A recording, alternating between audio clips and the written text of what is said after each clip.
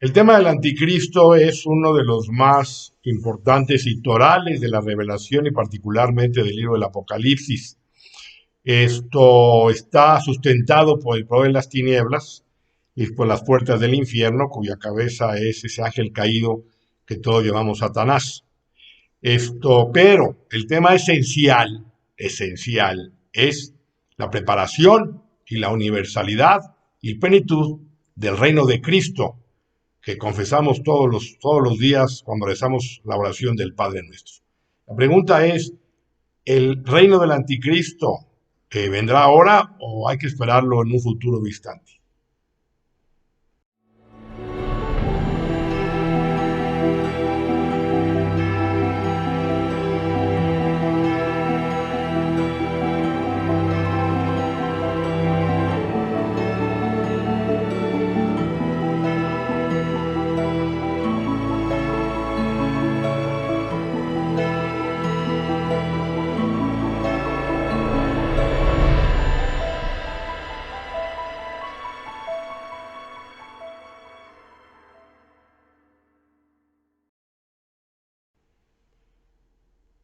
Es Juan en sus cartas que nos habla del anticristo. 4 veces lo menciona en sus primeras 2 cartas. La primera, el capítulo 2, el versículo 18 y 22, Juan dice que el anticristo es aquel que niega al Padre y al Hijo, que ya estamos en la última hora y que muchos se han hecho anticristos. Entonces, esta es la esencia de la terminología que usa Juan para referirse al anticristo y que desde luego pues ya en ese tiempo, ya Herodes había sido un anticristo cuando mandó matar a los niños inocentes. Y ha habido desde entonces a la fecha cualquier cantidad de anticristos, precursores, figuras del anticristo, hasta los días de hoy. Pero cuando hablamos del anticristo, que va a venir al final de los últimos tiempos,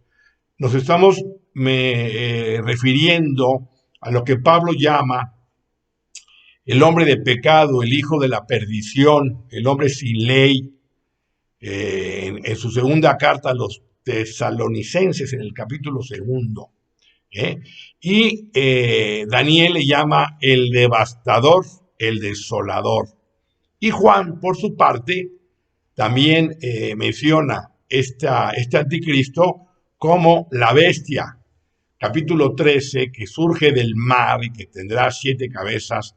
y 10 cuernos, en sus cuernos diademas, y en sus 7 cabezas nombres de blasfemia.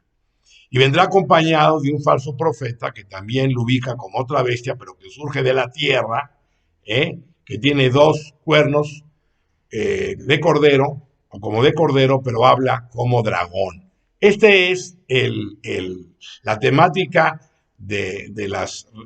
referencias bíblicas que mencionan al último anticristo que va a venir al final de los tiempos. Pero San Pablo dice en la segunda carta que el anticristo va a ser derrotado por el soplo de la parucía del Señor, por el soplo de su boca y la manifestación de su parucía. Es decir, que la venida del último anticristo está ligada estrechamente al tema de la parucía y no se han dado todavía todos los signos que anuncian la inminencia de la parucía y por tanto tendríamos que poner en duda a aquellos que hablan y afirman que el anticristo está a la vuelta de la esquina, que aparecerá durante esta década, del 2020 a 2030 del siglo XXI, o en la década del 2030 a 2040, porque aún no se han cumplido todas las condiciones para que aparezca este personaje. Es de llamar la atención que San Luis María Griñón de Montfort, para apoyar este aserto, habla de que el conocimiento y reinado de la Santísima Virgen María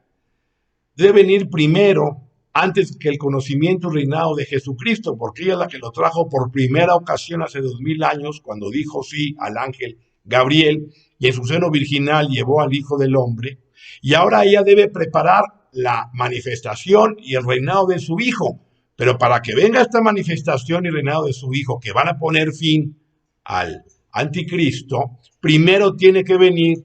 el conocimiento y reinado de la Santísima Virgen María.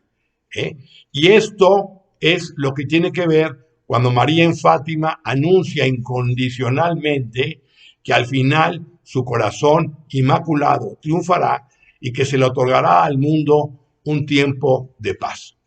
Entonces, no están dadas todavía todas las condiciones para que venga este personaje del anticristo, aunque sí estamos viviendo hoy, desde luego, un espíritu del anticristo. Eso no hay la menor duda. Estamos asistiendo a un orden social anticristiano claramente consolidado junto con organismos internacionales que mediante una agenda global han ido minando los principios fundamentales del orden establecido por el Padre, han ido minando las enseñanzas del Evangelio y desde luego los principios cristianos. Entonces, van en contra de la persona humana, van en contra de la libertad, van en contra de la vida, van en contra de la propiedad, y desde luego van en contra de los principios cristianos. Todo esto lo estamos viendo hoy en la sociedad mediante, repito, un orden social anticristiano que claramente tienen inoculados ese espíritu del anticristo que permea desde los tiempos de Juan y que van a continuar hasta el fin de la historia. Pero no parece que el último anticristo vaya a aparecer en este periodo de la historia. Amén de lo anterior, los padres de la iglesia y doctores, algunos de ellos, hablaron de este personaje y de cuándo aparecería en escena. San Hilario, San Hipólito, San Agustín, San Jerónimo, San Juan Crisóstomo, San Anselmo, el venerable Bartolomé Holzhauser, la doctora de la iglesia Hildegarda de Bingen, etcétera, etcétera, etcétera, no ubican el último anticristo en esta época, sino que lo ubican al final de los días, en la consumación de los siglos, lo ubican al final del mundo, es cuando aparecerá este hombre de pecado, este hijo de la perdición, y que se alzará contra todo lo que se dice Dios o es adorado, y se sentará en el templo santo de Dios para ser adorado como si fuera Dios mismo, y que va presuntamente reinar y dominar al mundo durante 3 años y medio o 42 meses. Junto con lo anterior y para apoyar también y dar mayor fundamento de lo que estamos aquí exponiendo, es que las apariciones actuales de la Santísima Virgen, al menos en los últimos 250 años, María no menciona la manifestación del último anticristo, no lo dijo ni en París, en la Medalla Milagrosa, no lo dijo en Lourdes, en 1858 en Francia, no lo dijo en Poitman en Francia en 1871, no lo dijo en Vanneau o en Veruán, que fueron apariciones aprobadas de la Iglesia en Bélgica en los años 32 y 33 del siglo pasado. Tampoco lo dijo en Fátima, que es una de las más importantes e icónicas manifestaciones de la Virgen y más trascendentales de la historia de la Iglesia. No menciona al último anticristo, sí menciona a Rusia como instrumento de castigo y que Rusia va a esparcir sus errores por el mundo si esta nación no fuera consagrada por el Papa en unión con todos los obispos del mundo para lograr de ella su conversión, evento que lamentable y lastimosamente no ha ocurrido. Tampoco lo menciona Garabandal. La Virgen habla de un aviso, de un milagro, de un castigo, habla de 2 mensajes, de la llamada a la conversión, a la penitencia, a darle importancia a la Eucaristía, a prepararnos, porque de lo contrario vendría un castigo muy grande al mundo. Tampoco lo menciona en Akita, Japón, en el año 73, tampoco lo menciona en Sabana Grande, tampoco lo menciona en Quibejo, Ruanda, tampoco lo menciona en Finca Betania, Venezuela. Entonces, ¿por qué hoy se insiste en hablar de que el anticristo está a la vuelta de la esquina, que la marca de la bestia, que el chip y una serie de expresiones que son en un fondo verdaderas por cuanto que están en la Sagrada Escritura, en la marca de la bestia, el 666, de la que seremos marcados en la palma de la mano o en la frente, y el que no la tenga no podrá comprar ni vender porque supondrá una adoración a un hombre que se hace pasar como si fuera Dios, porque esa es la esencia del anticristo. El anticristo no solo va en contra de los principios cristianos, sino que va a usurpar el lugar de Cristo. Entonces, este personaje del que hoy se habla, que está a punto de aparecer, ni en las mariofanías, ni en los padres y doctores de la iglesia, encuentra sustento. Sí, ciertamente, alguien me dirá, que la aparición de la Salette, Francia, ocurrida en 1846, el día 19 de septiembre, sí se menciona la aparición del anticristo, que será un demonio encarnado, que tendrá hermanos, que no serán como él demonios encarnados, pero que va prácticamente a gobernar las naciones, que es un anticristo que al nacer tendrá dientes, vomitará blasfemias, etcétera, etcétera. Sí, pero en el mensaje de la Salette, si usted lo revisa con detenimiento, que está parafraseado en 33 párrafos o 33 números, de los primeros 18 o 20 números, la Virgen habla de los tiempos actuales, habla de la crisis de la iglesia, habla de la confusión, habla del deterioro, habla de las catástrofes que van a venir al mundo, de las pestes y enfermedades, y habla de un castigo, ¿sí? De una purificación que luego va a traer como consecuencia la reconciliación del hombre con Dios, y se hará la paz, y se dará al mundo un tiempo de paz, como dijo la Virgen en Fátima, y luego habla de que la iglesia será renovada y purificada, y que será de nuevamente piadosa, humilde, celosa, e imitadora de las virtudes de Jesucristo. Y eso es lo que va a ocurrir ahora, y luego vendrá este triunfo del corazón inmaculado de María. Pero a partir del número 21 del mensaje de la Salette, aproximadamente hasta el final, que es el 33, ahí la Virgen sí, ahí se refiere al anticristo, a la bestia del mar, habla de Enoc y de Elías, que según los padres de la iglesia serían los dos testigos del capítulo 11, que vestidos de saco, vestidos de penitencia, le van a hacer la guerra al último anticristo. Por tanto, el anticristo, que va a ser adorado como si fuera Dios, y que muchos padres de la iglesia insinúan sería el demonio encarnado, que por lo menos estará poseído por Satanás desde que nace hasta el final, como el demonio cuando posee a una persona es como el conductor que maneja un coche, el responsable es el conductor, no el coche. Entonces, cuando un hombre es poseído por Satanás, el hombre no es libre ni es responsable, es Satanás el que está accionando su cuerpo. Pues este personaje que sería poseído por Satanás desde el principio hasta el final, no tiene caso que venga ahora, no va a usar su mejor carta, el demonio, en esta época donde ya el mundo prácticamente se encuentra con una profunda indiferencia a las cosas de Dios. No, hay una indiferencia, hay una crisis de fe alarmante, hay una confusión pavorosa, se ha perdido el sentido de la luz y las tinieblas, de la verdad y del error. No es fácil saber cuál es el camino que lleva a la salvación eterna. Entonces, en esta época de confusión, de egoísmo, de espada, de traiciones, de muerte, de revolución, de guerras y todo lo que rodea nuestra época, con verdaderas aberraciones diabólicas como la ideología de género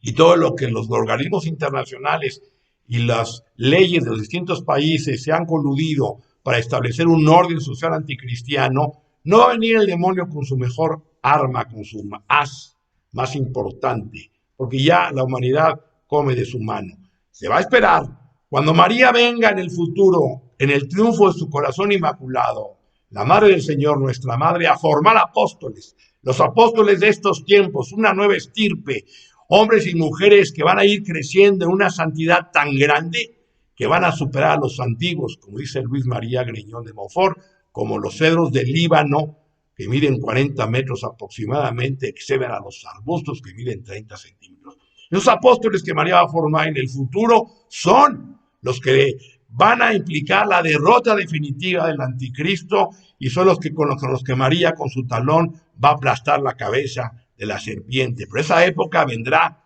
más adelante, en un futuro distante, en otra época. El venerable Bartolomé Holzhauser, siguiendo la explicación de San Agustín, de que el Apocalipsis es toda la historia de la iglesia, y que las 7 iglesias de las que habla Juan en el Apocalipsis, de Éfeso a la Odisea, son 7 etapas de la historia de la iglesia.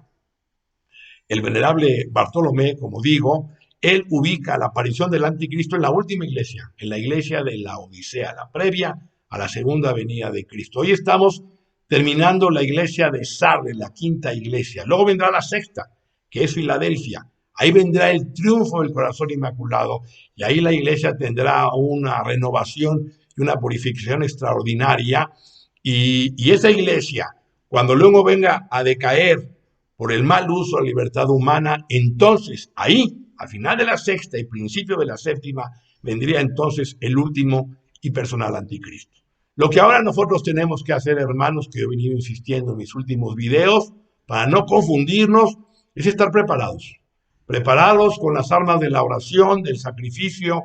de la penitencia, de la práctica del ayuno, de la frecuencia de los sacramentos, del rezo del Santo Rosario,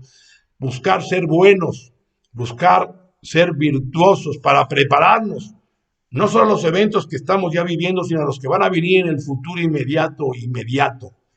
tanto para el mundo, que van a ser muchos de ellos grandes catástrofes ocasionados por desastres naturales y grandes convulsiones sociales y políticas, con todo lo que eso implica, con efectos a la naturaleza y al hombre, y luego lo que va a venir a la iglesia, que es una división terrible,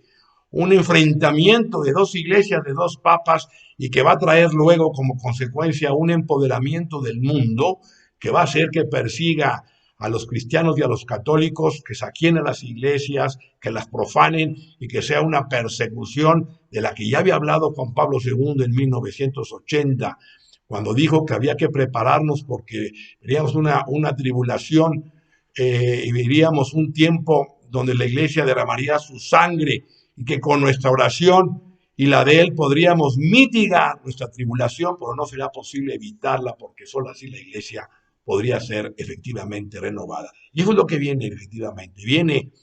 una purificación al mundo si no nos arrepentimos, pero de la cual el mundo saldrá renovado, saldrá un mundo nuevo.